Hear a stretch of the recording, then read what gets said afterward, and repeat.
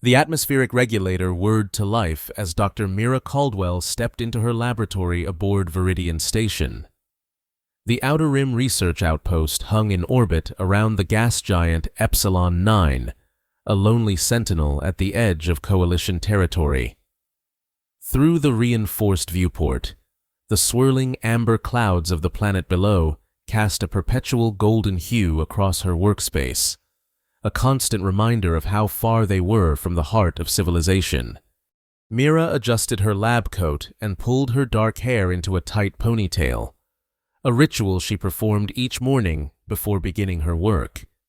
235 years after the first colonization era, humanity had spread across dozens of star systems, but places like Viridian still felt raw and untamed.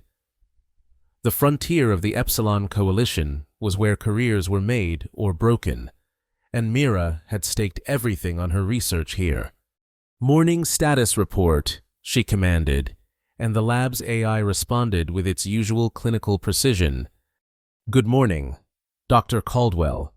Current station time is 0700 hours. External temperature, minus 120 degrees Celsius. Internal temperature, 22 degrees Celsius. 3 specimens scheduled for observation. Security protocol. Alpha 7 in effect." Mira nodded, though she'd long since stopped paying close attention to the daily recitation of protocols.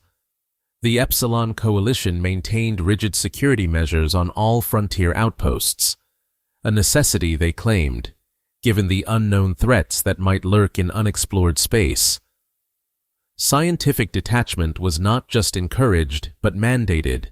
Emotional investment in research subjects was seen as a liability that clouded judgment and endangered missions. She moved to the specimen habitats that lined the eastern wall of her lab. Each contained flora or fauna collected from nearby moons and planets, all carefully maintained in environments that mimicked their natural habitats. As a xenobiologist, Mira's work focused on understanding these alien life forms, cataloging their behaviors, analyzing their biological systems, and determining their potential value to the Coalition. "Dr. Caldwell," a voice called from the doorway. Captain Jonas Rhee, the station's security chief, stood with perfect posture, his uniform impeccable as always. His dark eyes held a perpetual wariness that came with his position, constantly evaluating threats and vulnerabilities. "Captain," Mira acknowledged, not looking up from the soil sample she was preparing. "What brings security to my humble lab this morning?" Rhee stepped inside, his boots clicking against the polished floor. "Routine inspection. High Command is particularly interested in your work with the carnivorous flora from Epsilon 9's third moon." "The Helianthus carnivora." Mira gestured toward a sealed containment unit where crimson flower-like organisms slowly rotated toward the artificial light source.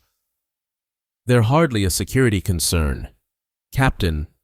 Their digestive enzymes are remarkable, but they can't exactly uproot themselves and storm the station."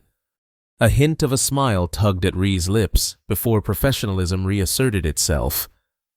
"Nevertheless, Doctor, High Command has instructed increased vigilance regarding all potentially dangerous specimens. The incident on Proxima Station last year has everyone on edge."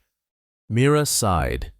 The Proxima incident, where a researcher had become too attached to a seemingly docile organism that later proved to be telepathic and manipulative, had resulted in 17 deaths and a complete overhaul of Coalition xenobiology protocols. Now, emotional detachment wasn't just recommended, it was enforced through constant surveillance and psychological evaluations. "I understand the concern, Captain, but rest assured, I maintain appropriate scientific distance from my subjects." She gestured around the sterile lab. "That's why we're here, isn't it? To study, not to befriend." Rhee nodded, apparently satisfied. "Just keep detailed logs of all interactions with the specimens. Remember, Dr. Caldwell, observation without contamination is the cornerstone of frontier science. After he left, Mira returned to her work, but his words lingered. Observation without contamination, the coalition mantra that had been drilled into her since her first days at the academy. Maintain distance, remain objective, report anomalies immediately. Yet as she moved through her daily tasks, measuring growth patterns, recording behavioral changes, analyzing tissue samples, Mira couldn't help but wonder if complete detachment was truly the path to understanding. The universe was not a sterile laboratory, and life did not evolve in isolation. Connections, relationships, interdependencies, these were the true foundations of biology, not clinical observation from behind reinforced glass. Later that evening, when most of the station had powered down to night cycle operations, Mira found herself wandering through the less frequented corridors of Viridian's lower levels. These midnight walks had become her ritual, a way to clear her mind when sleep proved elusive. The station's reduced lighting cast long shadows along the metal passageways, creating an almost meditative atmosphere far removed from the constant scrutiny of daylight hours. Her wandering led her to Habitat Bay 12, an abandoned section scheduled for refit but perpetually delayed due to budget constraints. Coalition bureaucracy at work, endless paperwork and approvals required for the simplest tasks. The bay doors stood partially open, unusual for a decommissioned area. Curiosity piqued. Mira slipped through the gap, her breath caught in her throat at what she saw. In the center of the dimly lit bay lay a creature unlike any she'd encountered in her years of research, approximately 2 meters long, with a sleek, muscular body covered in what appeared to be midnight black fur that seemed to absorb rather than reflect the scant light. 6 limbs, 4 powerful legs, and 2 smaller, dexterous appendages near its front, were splayed at awkward angles. A fluid that glistened with an iridescent blue tinge pooled beneath its torso. Blood. It was wounded. The creature's chest heaved with labored breaths, and a low, keening sound emanated from somewhere within its throat, or what Mira presumed to be its throat. Its head was elongated, featuring no visible eyes but several ridge-like structures that pulsated weakly.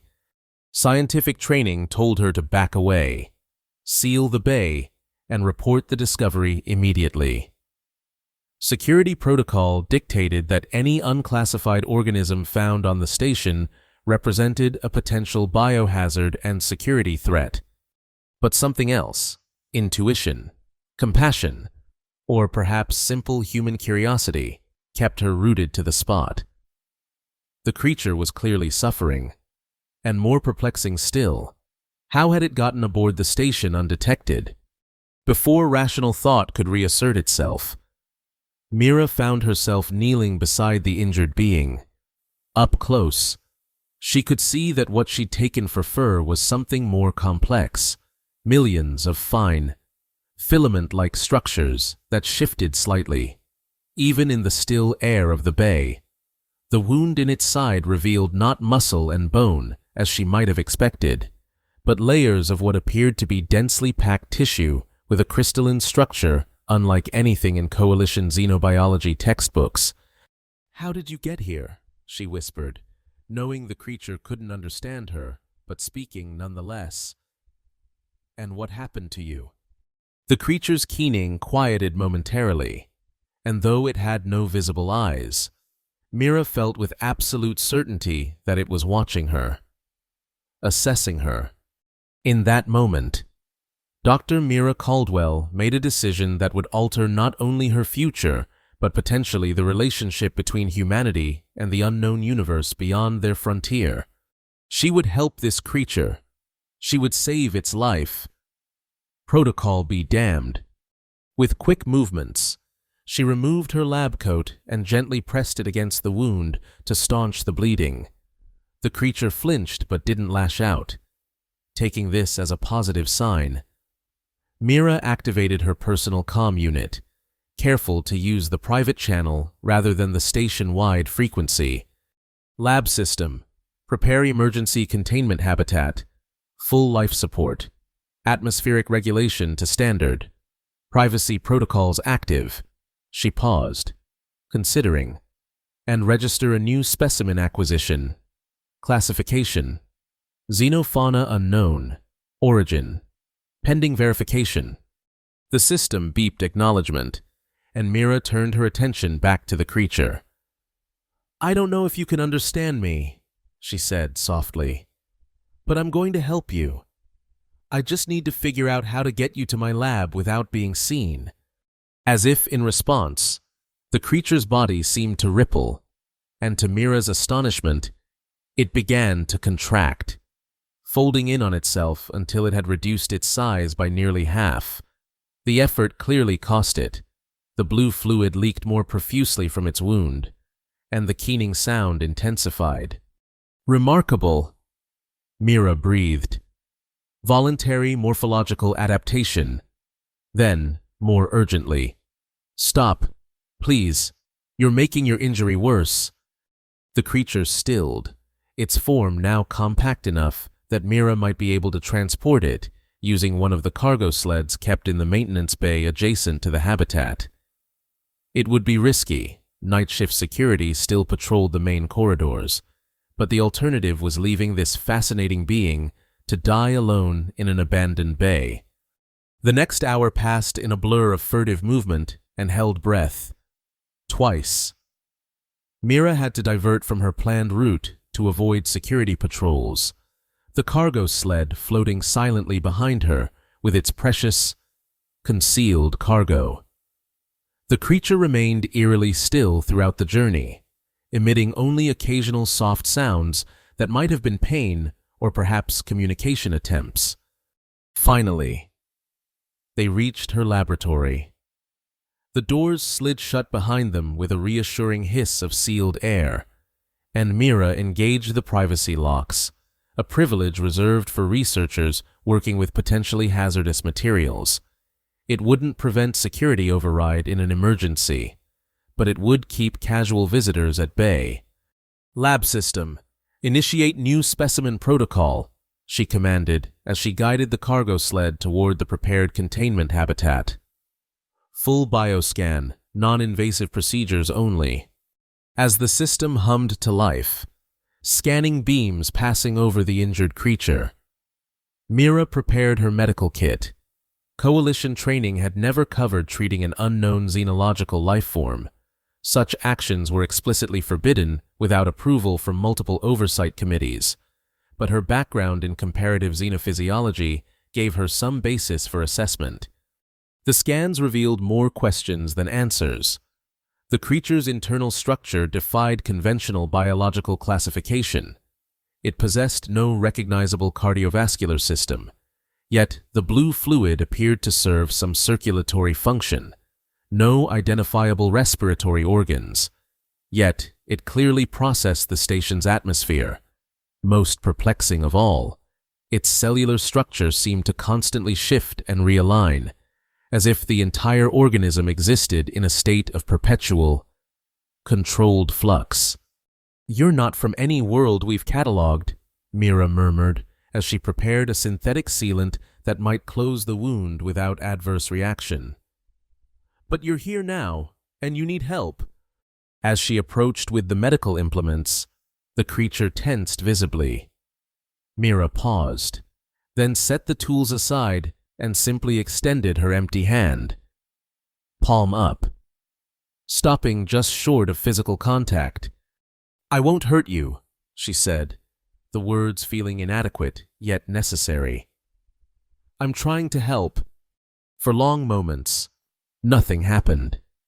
Then, with a movement so fluid it seemed almost liquid, one of the creature's smaller front appendages extended toward her hand. The tip of what might be called a limb hovered just above her palm, and Mira felt the strangest sensation, not physical touch, but something like a gentle pressure in her mind, a tentative connection. And somehow, She knew it understood her intent, if not her words. With that unspoken agreement established, Mira proceeded to treat the wound. The synthetic sealant adhered to the crystalline tissue, stemming the flow of blue fluid.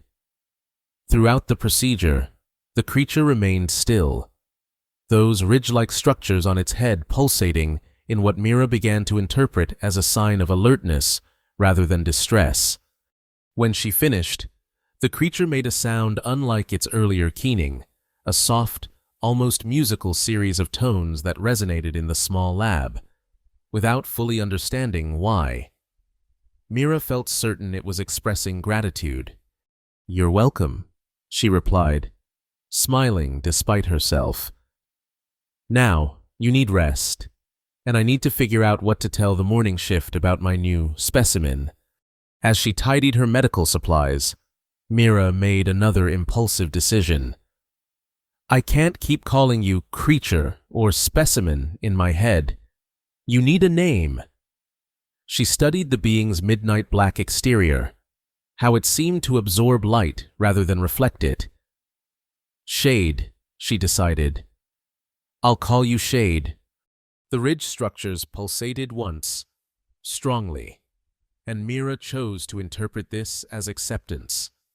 That night, as she prepared her official logs, Dr. Mira Caldwell committed her first deliberate act of deception against the Epsilon Coalition. Her report documented the discovery of an unknown xenofauna specimen in a scheduled sweep of Habitat Bay 12, technically true, but listed its condition as stable under observation, rather than critically injured emergency intervention performed. She classified it as a potential new species of the already documented shadow dwellers of Epsilon 9's smallest moon, a reasonable hypothesis given certain superficial similarities, though Mira suspected Shade's origins were far more exotic. What she couldn't know as she finally sought sleep in the early hours of the morning was that her every action in the lab had been observed, recorded, and flagged for review by coalition oversight systems programmed to identify irresponsible emotional bias in research protocols. Nor could she know that within the coalition's vast bureaucracy, an alert had already been generated, marking both Dr. Mira Caldwell and her new specimen for special observation. The seeds of conflict had been sown, and neither Mira nor the coalition could predict how quickly and dramatically they would grow. For 3 weeks, Mira maintained the precarious balance between her official duties and her secret care of Shade. The creature's recovery progressed with remarkable speed, its wound healing without scarring, the crystalline tissue regenerating perfectly. With each passing day, Shade demonstrated increasing awareness and abilities that both fascinated and occasionally alarmed Mira. It learned to manipulate simple objects within its habitat, exhibiting problem-solving skills that suggested high intelligence. It responded to Mira's voice with distinctive patterns of ridge pulsations and musical tones that grew more complex over time. Most remarkably, it continued to demonstrate the ability to alter its physical form, never dramatically, but enough to optimize its movement or reach objects placed at a distance. Mira documented everything in her private research logs while maintaining the fiction of a relatively mundane shadow dweller variant in her official reports. The deception weighed on her. Scientific integrity had been her North Star throughout her career, but each interaction with Shade reinforced her conviction that coalition protocols would not permit the kind of relationship-based research that was yielding such extraordinary insights. "They'd dissect you before trying to communicate," she told Shade one evening as she introduced a series of increasingly complex puzzle objects into its habitat. "And they'd miss everything important about you in the process." Shade responded with the melodic trill that Mira had come to associate with agreement, its body shifting slightly to better manipulate the puzzle sphere she'd provided. Within minutes, it had solved the configuration that would have challenged most human intellects for hours. "Remarkable," Mira murmured, making notes on her tablet. Your problem-solving abilities suggest abstract reasoning rather than trial and error. I wish I could understand how you perceive these challenges. As if in response to her wish, Shade extended one of its smaller appendages toward the transparent barrier separating them. The tip flattened against the surface, spreading into a delicate pattern that resembled a snowflake or perhaps a neural network. Mira hesitated only briefly before placing her palm against the barrier opposite Shade's appendage. The sensation that followed defied description. Not quite thought, not quite emotion, but a complex amalgam that conveyed meaning directly to her consciousness. Images, sensations, and concepts flowed into her mind. Darkness so absolute it had texture and depth, movement through spaces that seemed to fold and unfold according to incomprehensible geometries, a sense of vast distance traversed, pain, fear, confusion at sudden confinement, relief, curiosity, gratitude upon Mira's intervention. When the connection faded, Mira found herself breathing heavily, her heart racing with the implications of what had just occurred. "You're telepathic," she whispered, awed and shaken. "Or something close enough that our language doesn't have a word for it." Shade's response was a complex harmony of tones that somehow conveyed affirmation tinged with qualification, as if to say, "Yes, but it's more complicated than that." That night, Mira faced an ethical crossroads. Coalition protocols were absolutely clear regarding telepathic species following the Proxima incident: immediate containment, no direct contact, and transfer to specialized research facilities where the organism would be studied under the strictest isolation protocols. The rationale was sound. Telepathic influence could compromise researcher judgment and station security, but Mira had experienced no sense of manipulation or control during the connection with Shade, only communication. She made her decision. She would continue her research, documenting everything in her private logs while maintaining the Shadow Dweller fiction officially. When she had gathered enough evidence of Shade's intelligence and benign nature, she would present her findings to Coalition High Command, arguing for a revision of protocols regarding telepathic species evaluation. What Mira couldn't know was that her private logs were no longer private. The Coalition's surveillance systems, triggered by her initial flagged behavior, had been recording and analyzing her every interaction with Shade. Teams of remote observers cataloged each communication attempt, each puzzle solved, each apparent telepathic exchange. Unbeknownst to Mira, her relationship with Shade had become one of the most closely monitored experiments in Coalition history, not as legitimate research, but as a case study in security containment and the dangers of emotional compromise. At Coalition headquarters on the capital world Aurelian, a classified file was being compiled. It contained not only the surveillance data from Mira's lab, but also fragments of information gathered from deep space monitoring stations throughout the frontier. Reports of strange energy signatures in the void expanse, the vast, largely unexplored region beyond Coalition territory. Distress calls from lone survey vessels that went silent after reporting shadow movement where no mass should exist. Theoretical analyses suggesting the possible existence of predatory species evolved to traverse the space between stars without conventional technology. The file designation read simply, Apex Predator, Class Omega, and in the margins, handwritten notes from a senior analyst. Subject designation Shade matches theoretical profile with 97% correlation. Caldwell has no idea what she's nurturing. 6 weeks after Mira first discovered Shade, the carefully constructed equilibrium of her secret research collapsed. She arrived at her lab one morning to find Captain Jonas Rhee waiting outside the sealed doors, accompanied by Dr. Lena Zhou, the station's senior research coordinator and Mira's long-standing professional rival. "Dr. Caldwell, Ree greeted her with uncharacteristic formality. "We need to discuss your current research project." Mira's heart raced, but she maintained an outward calm as she unlocked the laboratory doors. "Of course, Captain, though I'm surprised by your interest in Shadow Dweller variants." "Cut the pretense." "Mira," Dr. Joe said as they entered the lab. Her sharp features were set in lines of disapproval and, Mira noted with alarm, fear. "We know what you've been harboring." Before Mira could respond, Ree activated his tablet, projecting a holographic display into the air between them. It showed Mira's lab from an overhead perspective, surveillance footage, and clearly depicted her communicating with Shade, including the moment of apparent telepathic connection. "Explain yourself, Doctor," Ree said quietly. "You've violated at least 17 security protocols, endangered this station, and compromised your scientific integrity with falsified reports." Mira glanced towards Shade's habitat.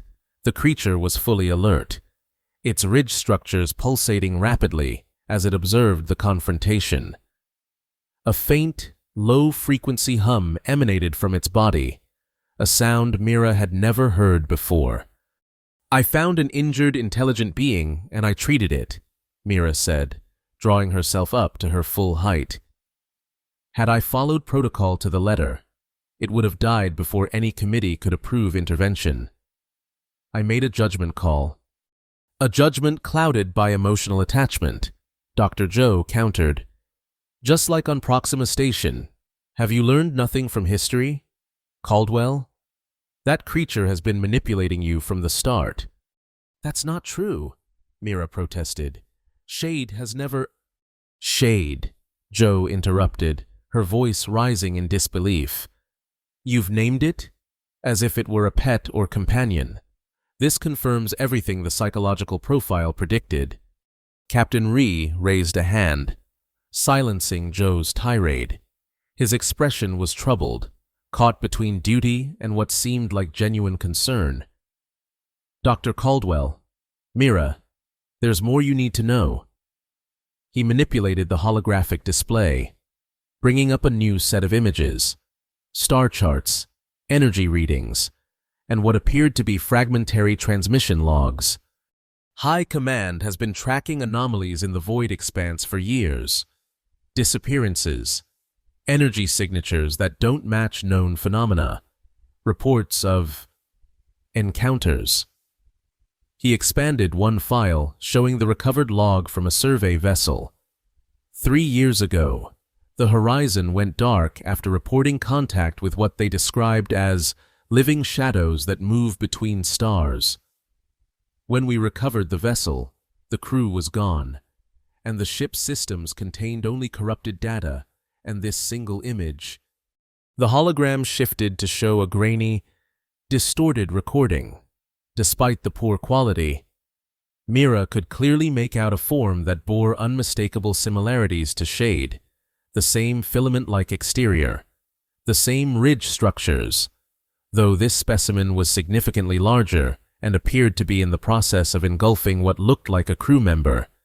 "Your Shade," Dr. Joe said coldly, "belongs to a species classified as an apex predator, Class Omega, a star-faring hunter that feeds on energy, including the bioelectrical fields generated by living organisms. It doesn't need food or water because it consumes the life force of its prey." Mira shook her head in denial. "That can't be right. Shade has had countless opportunities to harm me if that were its nature. It's been healing, learning, communicating. Gaining your trust," Joe interrupted. "Learning our weaknesses, studying our technology from inside our most advanced research station." "We have orders directly from High Command," Ree said, his voice gentler than Joe's, but no less resolute. "The specimen is to be transferred to secure containment immediately, then relocated to the specialized research facility on Tartarus Station. You'll be reassigned pending a full investigation into your actions." Mira felt as though the floor had dropped away beneath her. The implications were clear. Tartarus Station was where the Coalition sent its most dangerous discoveries, where research focused not on understanding, but on developing weapons and defenses. Shade would spend whatever remained of its life in isolation, subjected to invasive testing designed to exploit any weaknesses for military advantage. "And if I refuse?" she asked, already knowing the answer. Ree's expression hardened. "Then you'll be relieved of duty and detained under Section 7 of the Coalition Security Act. Don't force my hand." "Mira, this isn't personal. It's about the safety of everyone on this station, and potentially throughout Coalition space." Mira looked toward Shade's habitat again. The creature had moved closer to the transparent barrier, its ridge structures now completely still, a state Mira had learned indicated intense focus. The humming had stopped, replaced by a silence that felt heavy with anticipation. In that moment, something shifted in Mira's understanding. Not a telepathic communication like before, but a realization born from weeks of observation and interaction. Shade was waiting, watching her, reading her response, perhaps even understanding the threat now facing them both. "I need time," she said finally, turning back to Ree and Joe. "At least let me prepare it for transport properly. Some of my research indicates sensitivity to sudden environmental changes. If you want it alive for study, a rushed transfer could be disastrous." Dr. Joe scoffed, but Ree considered the request. 2 hours, he conceded finally. "Under supervision, I'll have security personnel outside the lab, and Dr. Joe will assist with the preparation."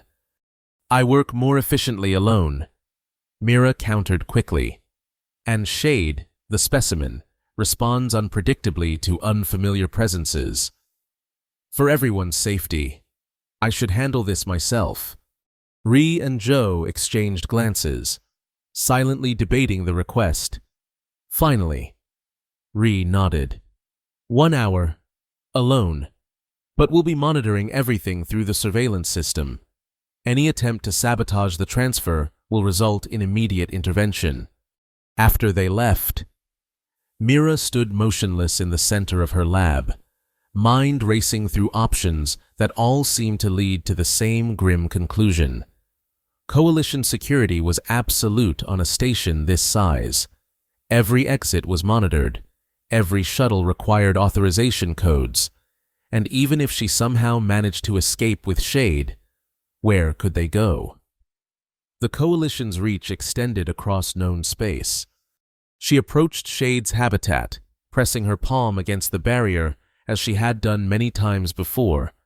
The creature mirrored her action, extending its appendage to create the snowflake pattern against the surface. "I'm sorry," Mira whispered. "I was trying to protect you, but I've failed." The telepathic connection formed, stronger than any previous instance. This time, the images and sensations that flowed into Mira's mind had a clarity and precision that took her breath away. She saw Viridian Station from an external perspective, tiny against the vastness of space. She felt the cold between stars, the strange geometries of what might be faster than light travel. Most astonishingly, she saw herself through Shade's perception, not as a physical form defined by flesh and bone, but as a complex pattern of energy, thought, and emotion that Shade found beautiful and fascinating. Then came new images, security systems deactivating, doors opening, pathways through the station's maintenance tunnels, a small research vessel breaking free from its docking clamps. Escape, freedom, together. When the connection faded, Mira stepped back, stunned by the implications. "You know how to bypass our security," she said softly. "You've been capable of leaving at any time." Shade's response was a gentle harmonic that somehow conveyed both affirmation and qualification. "Yes, but not without purpose. Mira understood with sudden clarity. Shade had remained not because of injury or containment, but by choice. To learn, to understand, perhaps even to establish this connection with her specifically. And now, No. Mira corrected herself mentally. They were offering a way out for both of them. The ethical implications were staggering. If Shade was indeed the apex predator the Coalition believed, Mira would be facilitating the escape of a potentially dangerous entity. Yet, everything she had observed contradicted that assessment. Shade had demonstrated intelligence, communication, even empathy, qualities inconsistent with mindless predation. But she had less than an hour to decide, and Coalition forces would be preparing for the transfer even now. If she chose to help Shade escape, there would be no going back. She would become a fugitive from the only society she had ever known. In the end, the decision crystallized around a simple truth. She could not condemn a sentient being to lifelong imprisonment and experimentation based on fear and supposition. Scientific ethics demanded evidence before judgment, and her evidence suggested Shade deserved freedom, not captivity. "Show me how," she said firmly. "Show me what to do." The plan unfolded with a precision that left Mira both awed and unsettled. Through a series of telepathic exchanges, Shade conveyed exactly how to modify the containment field controls, creating a feedback loop that would register as active while actually allowing them to open the habitat safely.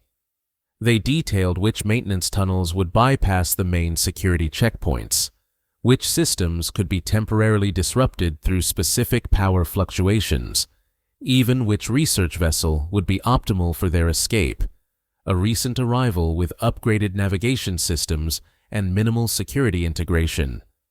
Throughout these preparations, Mira couldn't help but wonder how Shade had acquired such detailed knowledge of Viridian Station's infrastructure. The obvious answer, that the creature had been mentally mapping the station's systems during its convalescence, raised uncomfortable questions about its true capabilities and intentions. But there was no time for doubt. Their hour was nearly up, and soon Dr. Joe would return with a security team to begin the transfer. "Ready?" Mira asked unnecessarily as she finalized the containment field modifications. Shade responded with a melodic sequence that somehow conveyed determination and reassurance simultaneously.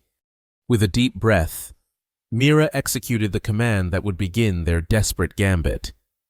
The containment field flickered to external monitoring systems.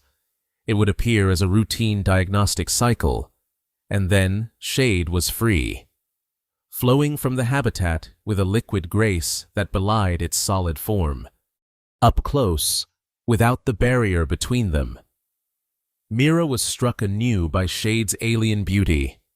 The filament-like exterior rippled with subtle iridescence, and the ridge structures pulsated with patterns that suggested complex thought processes.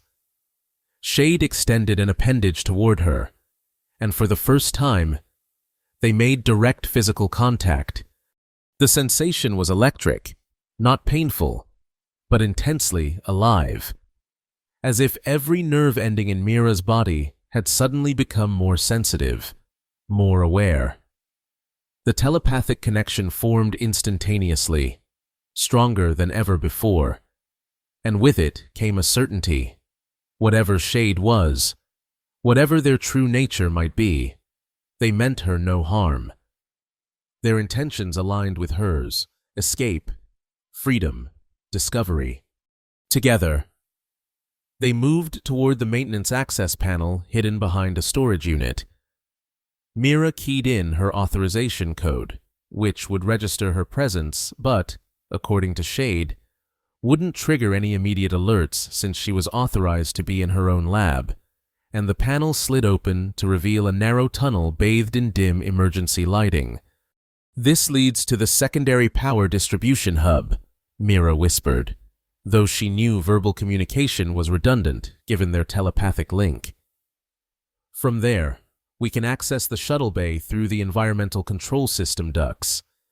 They had just entered the tunnel when the lab doors slid open behind them. Mira froze, glancing back to see Captain Ree entering, earlier than expected, his expression shifting from professional detachment to alarm as he registered the empty habitat and the open maintenance panel. "Security alert!" he shouted, reaching for his sidearm. "Containment breach in Laboratory 7. All personnel. Full lockdown procedures." Mira didn't wait to see more. She and Shade plunged deeper into the maintenance tunnel as klaxons began to wail throughout the station. Red emergency lights replaced the standard illumination, casting everything in a bloody glow that matched the pounding of Mira's heart. "They'll seal all sections," she gasped as they ran. "We need to reach the power hub before—" A massive shudder ran through the station, nearly throwing Mira off her feet. The lighting flickered, died, then returned at half strength. What was that? She wondered aloud. But through their connection, she sensed Shade's response, a complex mixture of satisfaction and focused determination. They had done something, initiated some kind of station-wide power fluctuation that would temporarily confuse the automated security systems. As they reached the power distribution hub, Mira began to understand just how comprehensively Shade had analyzed Viridian's systems. The creature moved with purpose toward a specific panel, extending a limb that divided into finer and finer filaments until they resembled circuit pathways themselves. These filaments inserted into access ports, and Mira watched in astonishment as displays flickered. Systems rerouted, and security protocols rewrote themselves before her eyes. "You're not just bypassing the systems," she realized. "You're rewriting them. How is that possible?" The answer came not in words or even clear images, but in a conceptual understanding that bloomed in her mind. Shade species evolved to interface with energy patterns of all kinds, including the electronic systems humans had built. To them, computer code and bioelectrical neural patterns were simply different dialects of the same fundamental language. Another station-wide shudder, stronger this time. Through the hub's monitoring screens, Mira could see security teams deploying throughout the station, their movements hampered by malfunctioning doors and intermittent communications. Captain Ree's voice cut through the chaos, ordering all non-essential personnel to secure locations and deployment of special containment teams to intercept the fugitives. "We need to move," Mira urged, though Shade was already withdrawing its filaments from the system. "The shuttle bay is 3 levels down." As they navigated the increasingly chaotic station, Mira began to witness firsthand what the Coalition feared about Shade's kind. The creature moved through security barriers as if they didn't exist, interfaces with systems momentarily disabling cameras, sensors, even weapon emplacements.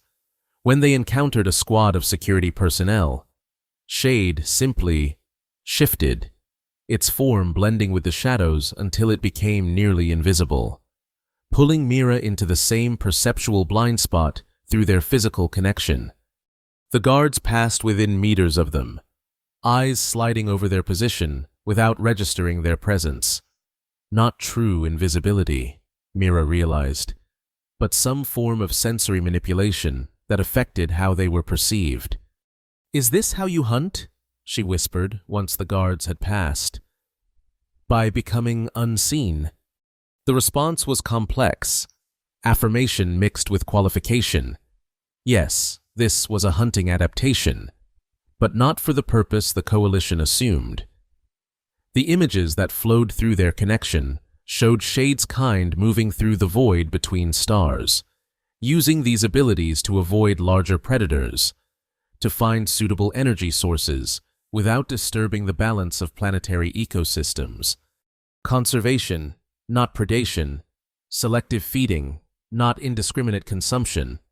Yet Mira couldn't dismiss the evidence Captain Ree had shown her. The survey ship. Horizon. Its crew vanished. The grainy image of a creature like Shade seemingly consuming a human. Through their connection, she projected this memory, this question. Shade's response was immediate and powerful, not denial, but context. The images that flowed into Mira's mind showed conflict, misunderstanding, fear-driven attack met with defensive response. The Horizon's crew had fired upon a wounded member of Shade's kind, interpreting its approach as hostile when it had merely been curious, perhaps seeking help as Shade had with Mira.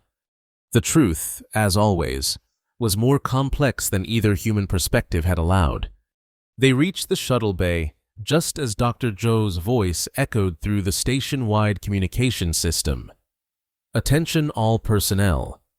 Preliminary analysis confirms the escaped specimen has compromised main power distribution and communication arrays. It is demonstrating abilities consistent with Class Omega threat designation. Security teams are authorized to use lethal force to protect station integrity. Dr. Caldwell is to be considered compromised and under hostile influence. Apprehend, but do not harm if possible. The shuttle bay was in chaos, personnel rushing to secure vessels, technicians attempting to override the malfunctioning systems that kept docking clamps engaged, security teams establishing defensive positions at all entrances. In the center of it all stood Dr. Zhou, directing operations with the cold efficiency that had made her both respected and feared throughout the station. "We can't get through that," Mira whispered, ducking back into the maintenance corridor. "There are too many people, too many weapons." Shade's response came not through their telepathic link, but through action. The creature's form shifted, expanding and thinning until it resembled a living shadow cast across the corridor walls. It flowed around Mira, not engulfing her, but creating a second skin of sorts, a membrane so fine she could barely feel it. Yet she sensed its presence as a slight pressure, a protective embrace. Understanding dawned. Shade was offering concealment, the same sensory manipulation that had hidden them from the guards earlier, but on a scale that might allow them to move through the shuttle bay undetected. It was their only chance. Mira nodded her agreement, and together they moved toward the bay entrance. What followed was both terrifying and exhilarating. They walked directly through the center of the bay, past dozens of Coalition personnel who looked right through them as if they weren't there. Mira's scientific mind raced to understand the mechanism, some combination of light manipulation, sensory interference, perhaps even subtle telepathic suggestion that redirected attention elsewhere. They reached the small research vessel Shade had identified, the Stellaris, newly arrived with minimal security integration. As Mira began the launch sequence, she glanced back at the bay and froze. Captain Jonas Ree stood directly in their line of sight, his gaze fixed exactly on their position, unlike the others. His eyes tracked their movement with perfect accuracy. He can see us," Mira gasped. Through their connection, she sensed Shade's surprise and reassessment. Something about Ree was different, perhaps natural resistance to telepathic influence, or enhanced sensory implants that the Coalition sometimes provided to high-ranking security officials. "Dr. Caldwell," Ree called, his voice cutting through the noise of the bay. "Step away from the vessel." He raised his weapon, aiming not at Mira, but at Shade, whose concealment effect was now visibly faltering as personnel throughout the bay began to notice the disturbance. "It's not what you think, Captain," Mira called back, hands raised placatingly. "Shade isn't a threat. The Coalition's assessment is wrong, incomplete at best, deliberately misleading at worst. I want to believe you, Ree said, and Mira was startled by the genuine regret in his voice. But I can't risk the safety of this station on your judgment when all evidence indicates you've been compromised. What evidence? Mira demanded. That I showed compassion? That I approached an unknown life form with curiosity instead of fear? That's not compromise. Captain, that's the core of real science. Around them, security personnel were converging, weapons drawn. Dr. Joe appeared at Ree's side, her face a mask of vindication and alarm. The creature has clearly established some form of sympathetic bond with her, she told Ree. We need to separate them immediately. Last warning, Doctor, Ree said, his weapon still trained on Shade. Step away from the alien. Mira felt Shade's reaction through their connection. Not fear, but a protective determination that suddenly made her realize the true danger of the situation. If Ree fired, if any harm came to her, Shade would respond with the full measure of their capabilities that might indeed prove as devastating as coalition intelligence feared, though deployed in defense rather than aggression. Don't shoot, she pleaded, stepping deliberately between Ree's weapon and Shade.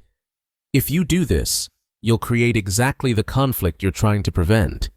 For a moment, the tableau held, Mira standing defiant, Ree hesitating, security personnel waiting for command, Dr. Joe practically vibrating with the tension of the moment. Then everything happened at once. Joe lunged forward, seizing a weapon from the nearest security officer. Enough negotiation, she shouted, aiming at Shade. The specimen must be contained. She fired. The energy pulse streaked toward them, but not toward Shade, whether by accident or deliberate choice. The shot was aimed directly at Mira.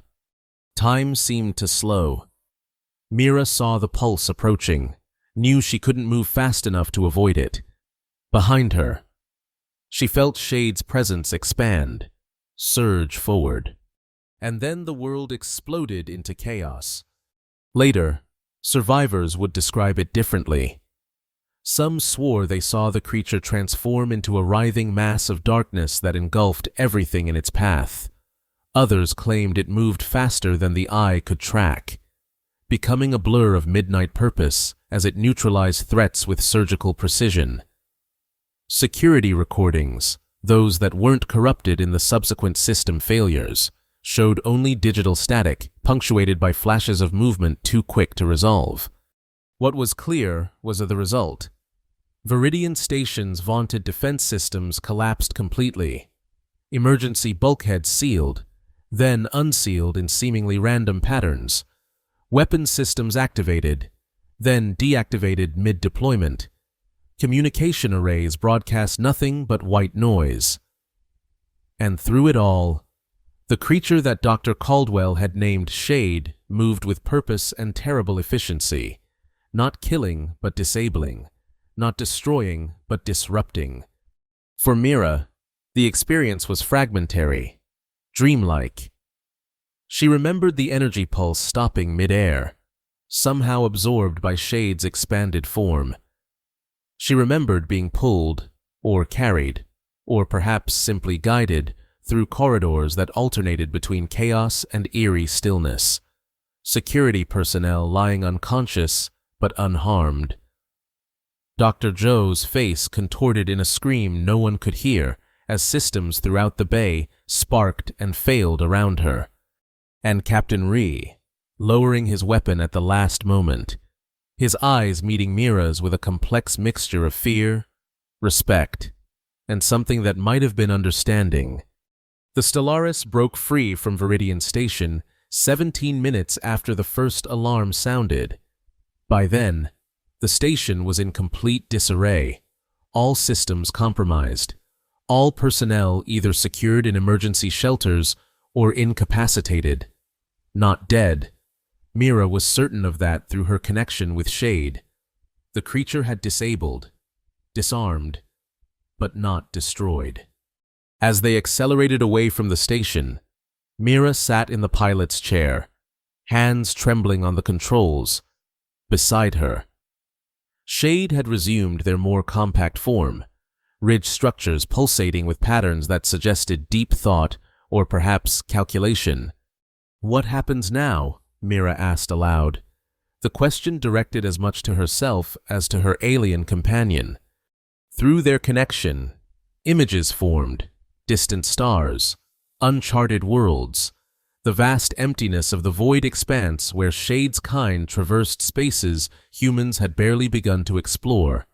Freedom, discovery, and something more, a sense of purpose, of knowledge to be shared, of bridges to be built between species that had previously met only in fear and misunderstanding. The vessel's communication system crackled to life, startling them both. Captain Rhee's voice came through, strained but steady. "Dr. Caldwell, this is Viridian Station. Do you copy?" Mira hesitated, then activated the response channel. "I copy. Captain. Are you speaking for yourself or for Coalition High Command?" A pause, then, "Both, in a manner of speaking. High Command has reassessed the situation in light of recent events." "You mean in light of how completely Shade disabled your security without actually harming anyone?" Mira said, unable to keep a note of satisfaction from her voice. That demonstration of power combined with restraint has created a unique diplomatic opportunity. Rhee replied carefully.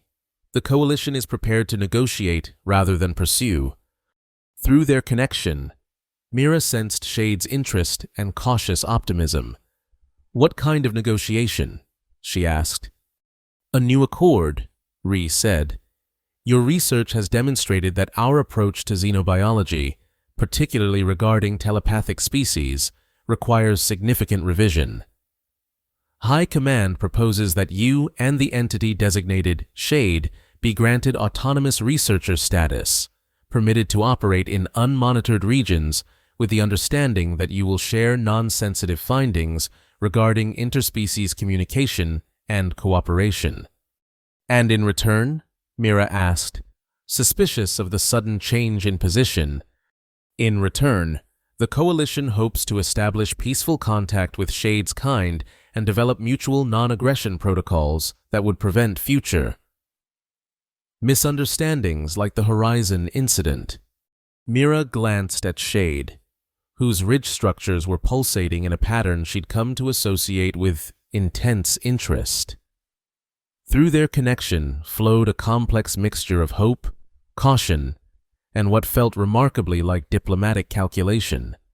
"We'll consider the offer," Mira replied finally, "but we'll maintain our distance until formal terms are established through neutral intermediaries."